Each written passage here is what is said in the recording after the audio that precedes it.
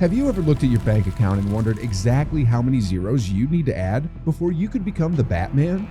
We aren't talking about buying a cheap polyester Halloween costume. If you tried to build a functional, military-grade arsenal to fight crime tonight, would you go bankrupt before you even left the cave? Today, we are stripping down the Dark Knight's inventory, analyzing the real-world physics and procurement cost of his gear, and ranking them on a tier list from F, affordable for a civilian, to S, prices that would bankrupt a small nation.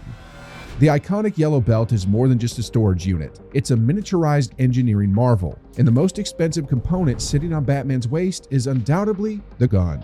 In the movies and games, this device lifts a 220-pound man wearing 50 pounds of armor vertically in seconds. To do that in the real world requires a motor with terrifying torque density.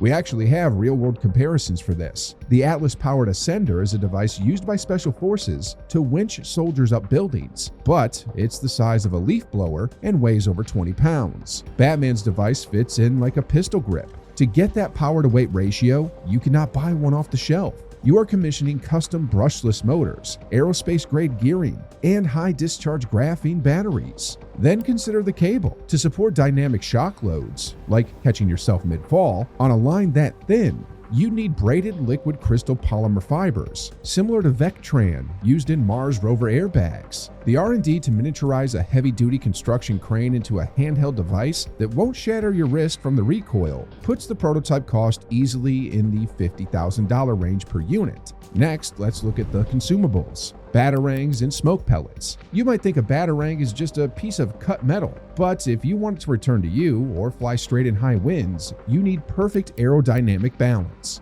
We are talking about CNC milled aerospace titanium or carbon fiber composites to ensure they don't deform on impact. A single custom balanced throwing knife can cost hundreds of dollars. If Batman throws 5 of these a night and leaves them at the scene, he is literally throwing away a used car's worth of inventory every month. Add in the smoke pellets, which aren't party store novelties but military-grade obscurants using magnesium and oxidizers, and the recurring costs start to bleed you dry. However, in the grand scheme of military spending, small arms and tactical gear are relatively cheap compared to vehicles. You can actually buy most of these components if you have the government licenses. So, where does the belt land? Despite the custom fabrication, these are the budget items of his arsenal. Tier ranking, we are placing the utility belt in Tier C. It is expensive, likely costing around $250,000 for the initial R&D and fabrication of the full kit, but it is obtainable if you are merely a millionaire, not a billionaire. But tools are useless if you get shot immediately. Now, we have to armor up. Now that we have the tools, we need to protect the human body carrying them. If you go out in cheap spandex, you die. If you just go in standard police riot gear, you're too slow to be a ninja. This paradox brings us to the Batsuit. Most people look at the suit and see armor, but scientifically, the armor is actually the cheapest part. To survive a night in Gotham, you need next-generation materials like shear thickening fluids, liquid armor that hardens on impact, layered with carbon nanotube weaves. While exotic, this is just high-end material science. The real bank breaker isn't what covers your chest, it's what covers your face. The cowl is the single most sophisticated piece of wearable technology in fiction. It's not a helmet, it's a fighter jet cockpit shrunk down to the size of a human skull. Consider what it does: night vision, thermal imaging, secure police frequency monitoring, and often a sonar-based heads-up display or lidar mapping.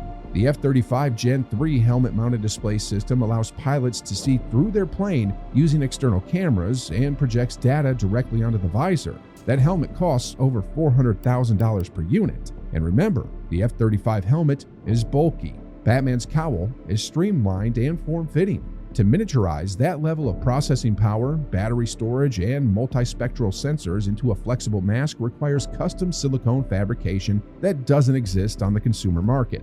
You are effectively wearing a supercomputer on your face. Then there is the cape.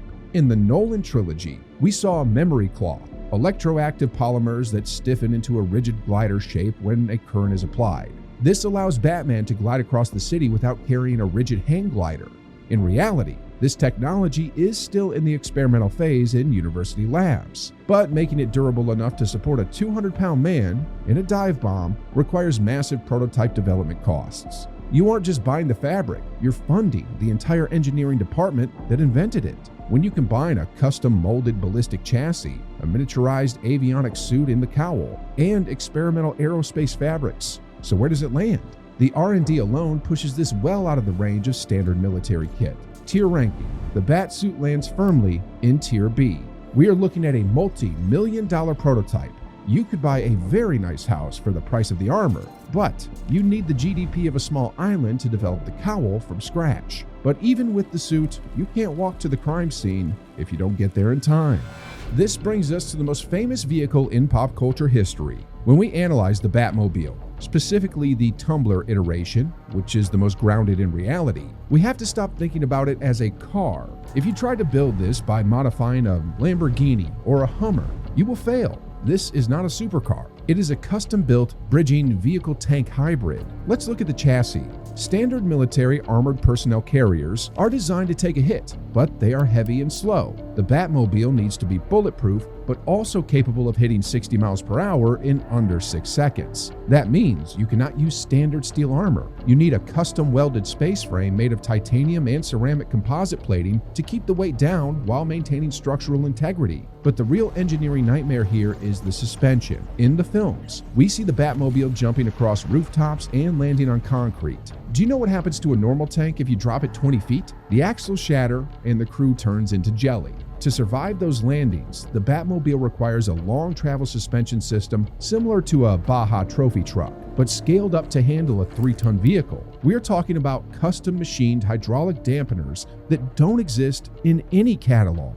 Then we have to talk about propulsion. The Batmobile isn't running on a V8. It uses a jet turbine. We can actually price this out by looking at the Honeywell AGT 1500 gas turbine engine used in the M1 Abrams tank. These engines offer incredible torque and multi-fuel capability, but putting one in a car chassis introduces a massive thermal problem. To prevent the driver from cooking inside the cabin, you need an advanced thermal management system and exotic heat shielding materials like gold foil or Encano lining the engine bay. Finally, add the weaponry and stealth. We aren't just talking about machine guns. We are talking about integrated cannons, crowd control suppression, and an intimidation system. The stealth coating alone, radar-absorbent paint, costs thousands of dollars per gallon. When you add active camouflage or sound dampening technology to mask the turbine whine, the price skyrockets. So where does this land? You aren't buying a car. You are commissioning a one-of-a-kind military prototype with no supply chain economies of scale to lower the cost. Tier ranking, the Batmobile drives straight into Tier A. We are estimating this is in the tens of millions of dollars. A standard tank is around 6 to 10 million. A custom high-speed jumping tank with a jet engine? You are looking at $20 million. But the car dominates the streets, and Gotham is a vertical city. Sometimes you need to own the sky. If the Batmobile is an engineering nightmare, the Batwing is an aerodynamic impossibility. If a car breaks down, you coast to a stop. If the Batwing breaks down, you fall out of the sky and explode. The core requirement of the Batwing is VTOL, vertical takeoff and landing. It needs to fly fast like a jet to intercept missiles, but hover precisely like a helicopter to navigate between skyscrapers. In the real world, this is the hardest problem in aviation. Look at the V-22 Osprey or the F-35B Lightning II.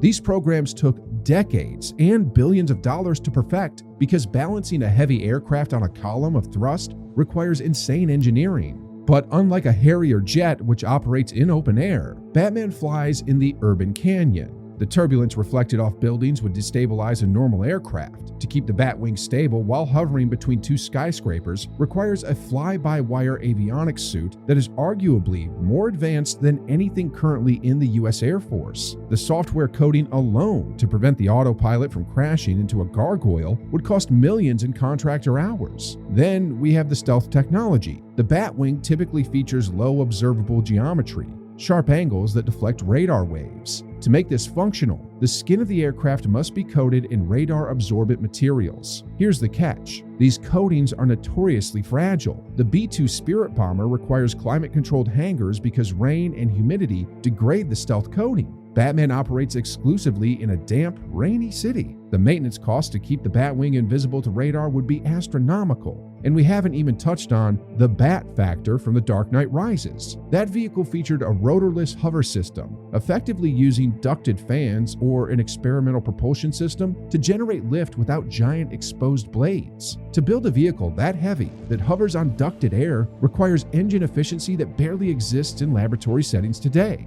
You are paying for pure, bleeding-edge R&D. So where does the Batwing rank?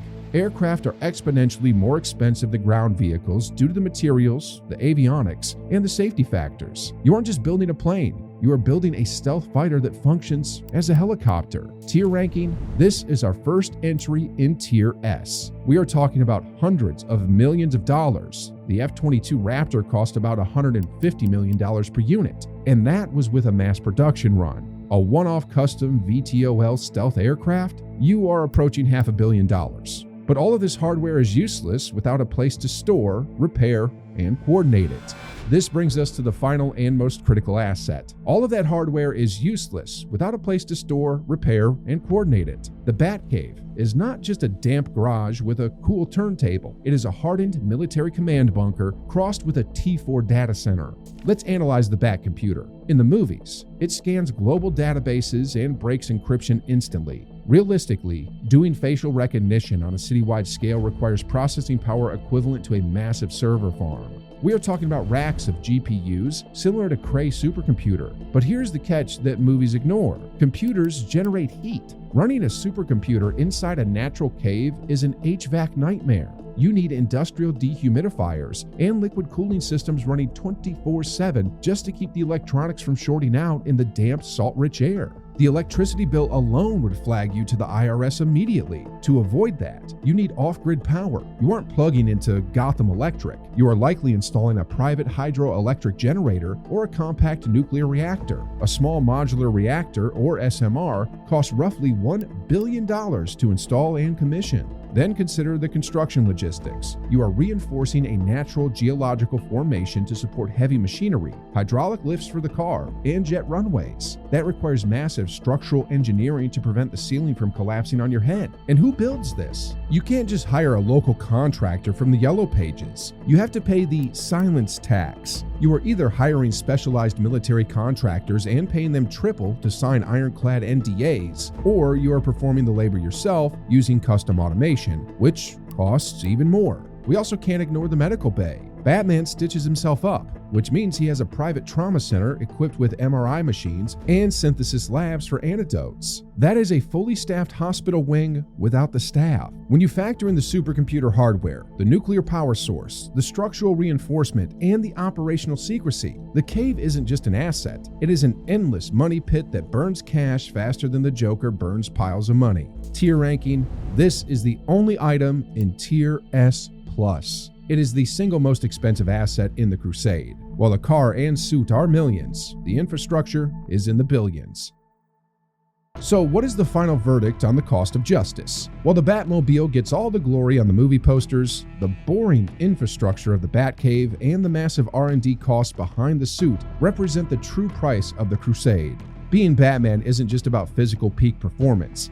It is about logistical dominance that costs more than the GDP of several small countries combined. It turns out the real superpower isn't martial arts, it's compound interest. If you want us to calculate the exact caloric intake required to fight for 12 hours straight without passing out next, hit subscribe and let us know in the comments below.